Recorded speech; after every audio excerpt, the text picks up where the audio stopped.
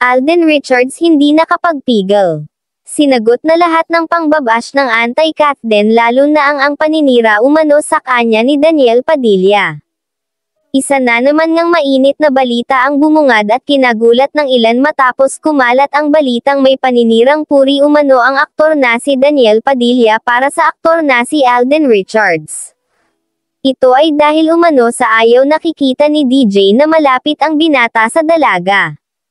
Matagal na din matapos pag-usapan sa buong social media ang nangyaring hiwalayan sa dating magkasintahang Daniel at Catherine subalit magpahanggang sa ngayon ang mainit pa din na pinag-uusapan ang kanilang relasyon noon na labis na kinalungkot at kinagulat ng lahat. Sa loob nga ng mahabang panahon na pagtitiis ng aktres ay natutunan na din nitong ipahayag lahat ng kanyang saloobin at sa ngayon malayang-malaya na siyang gawin ang mga bagay na noon ay di niya magawa-gawa noong sila pa ni DJ. Sobra nga din umano ang pagsisisi ng aktres sapagkat kung hindi umano siya natakot ay baka matagal na siyang hindi nagtitimpi sa toxic relationship nila ni DJ. Subalit sa kabila nito inamin naman niyang may reason ang lahat ng nangyayari siguro nga nung time na makipag-break siya kay DJ yon talaga ang right timing. Isa nga umano ito sa magandang naging desisyon niya sa buhay na di niya pagsisisihan. Samantala sa kabilang banda nag-uusok naman sa galit si DJ sapagkat nasisira umano ang kanyang image dahil sa aktor na si Alden. Sa salita pa umano nito na parang nasa sapawan na nito ang kasikatan niya na dapat nasa posisyon niya pa din noong sila pa ni Catherine.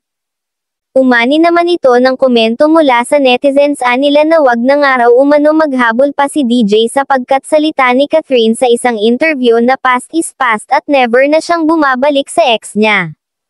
Sa ngayon nga ay todo-todo ang pagseselos ni DJ para kay Alden. Subalit ayon nga sa netizens ano pang magagawa niya kundi tignan na lamang ang mga ito habang masayang ina-achieve ang mga pangarap ng mga ito. Kung noong una ay naiisip daw umano ito ng aktor di sana sila pa. Pakiusap naman ni Alden Richards sa mga bashers nila na huwag na nga raw sana silang nakatatanggap ng masasamang salita o komento sapagkat pinapakita lamang nila ang totoo sa isa't isa. Sana nga raw ay puro good vibes at pagmamahalan na lamang ang pinalalaganap at wag nang nagsisiraan sapagkat hindi din naman umano ito makakatulong kung palalaganapin. Lana, ngayon! Ang amluwagi ay salitang, wala akong alam kung ano ang salitang to. Kaya pakiramdam ko ako ay magbibigay na nakakatawang sasabihin para sa kanila. Dahil inaamin ko, matatalo na po ako sa larong ito. Sige, sabihin na lang natin isa siyang alige. Dahil